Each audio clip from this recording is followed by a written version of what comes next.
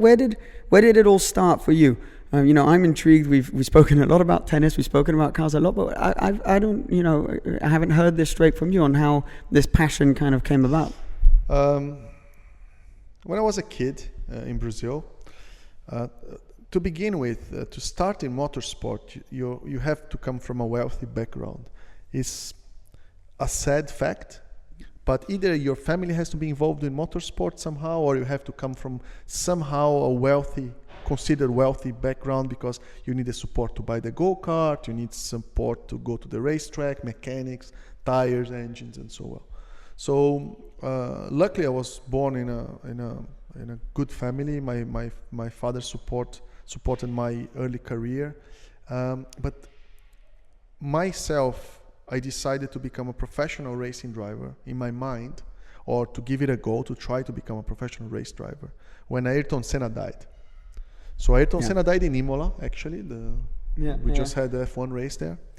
In a very unusual circumstance. It was a bit of a mystery. He was at the height of his career, and it stopped Brazil. Brazil was like mourning his death for 3 days in a row, and I was 9 years back then. I was 9 years old, and the impression I got, the feeling that I got from everybody, I was like, wow, this guy races cars, but the impact that he has on the country is more than that. Yeah, was much more than that. So I said, look, I think I can use the sport, or I understood at that age that the sport was something more than just a sport.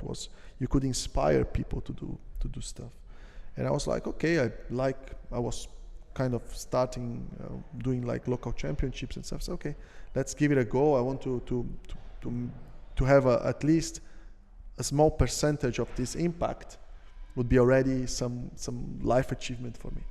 And then my mom doesn't like racing that much, so my mom said, okay, you have to do well at school so you can race. So I was always like studying a lot, so I could miss the classes, I could be in front of my your grades. Yeah, my grades. So I had some time to drive go-karts, but essentially I drove go-karts from when I was 9-10 years old up to when I was 16 in Brazil. I did 3 races in Europe, 3 European Championship races and 1 World Championship, which I finished 5th with Hamilton, with Rosberg. When I look at the list, with Kubica, with you're in that generation. I was in the same generation, so when I look at the list, it was really amazing. Actually, with Susie Wolff as well.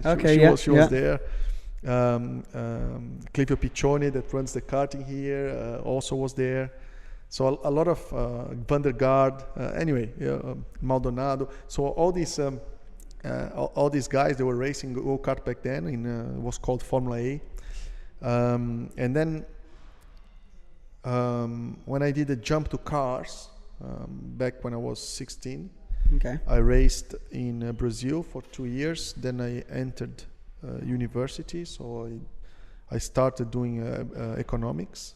So you're still juggling at this point a lot of school and racing. And back then, so when I was 17, I received, because I was doing quite well in cars, I received a kind of an offer to become like part of the Renault driver development program, which is like Renault F1 had a few young drivers that they would support financially to race.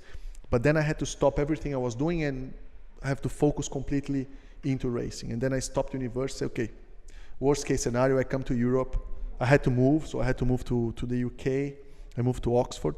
Very different from Brazil. Very Oxford. Alone at this point? Alone, you moved completely alone? It was very tough psychologically. Actually, I'm very, very glad I did this move, because I was living with my parents, going to school, doing the usual stuff. And suddenly I had to drop the girlfriend, drop the school, drop my friends. First year university, everybody was having amazing time, partying and everything. I had to drop everything, move to Oxford to live in a studio by myself.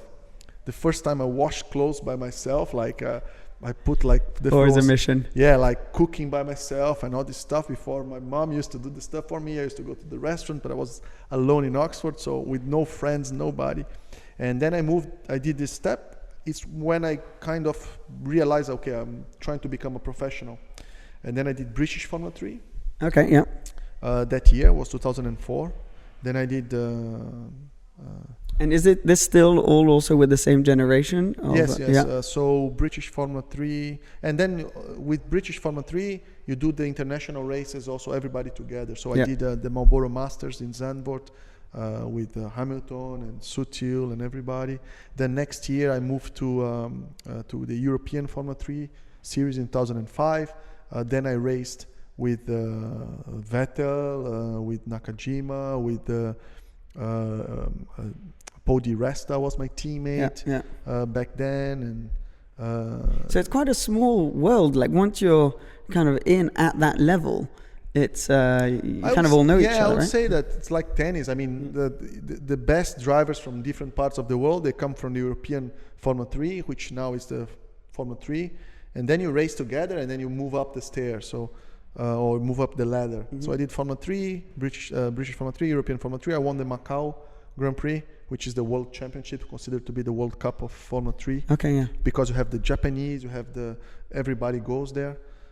Actually, was a very cool. Was that victory? Sometimes it's a small thing that changes your career, and you can be lucky or unlucky.